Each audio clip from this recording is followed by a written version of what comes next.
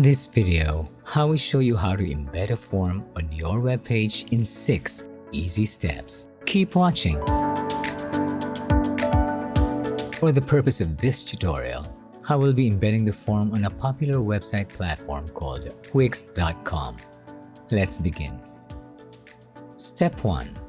Create a form in SendFox. The first thing you need to do is to create a form in SendFox. If you haven't already, go ahead and log into your SendFox account. Click on Forms, and then click New Form. Follow the prompts to create your form and make sure to save it. Click the link above to watch our video on how to create a form. Step 2. Copy the embed code. Now that your form is created, it's time to get the embed code. From the Forms page, click Get Embeddable Code.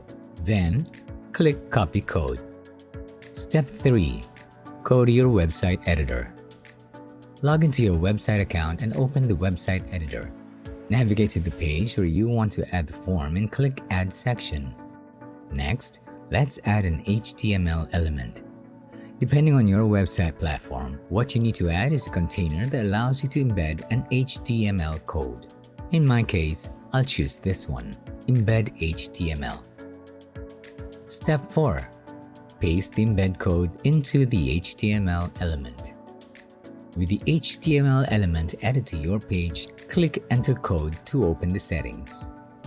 In the HTML settings, paste the embed code from SendFox.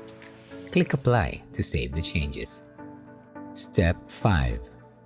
Adjust the form size. Now that the form is embedded, you may need to adjust the size of the container to fit your page. Use these handles to adjust the height and width of your SendFox Forms container. Consult a web developer to help in customizing the form code so that the design fits perfectly with your website theme. Step 6. Preview and publish your page. Finally, preview your page to make sure the form is working correctly. If everything looks good, go ahead and publish the page for the world to see.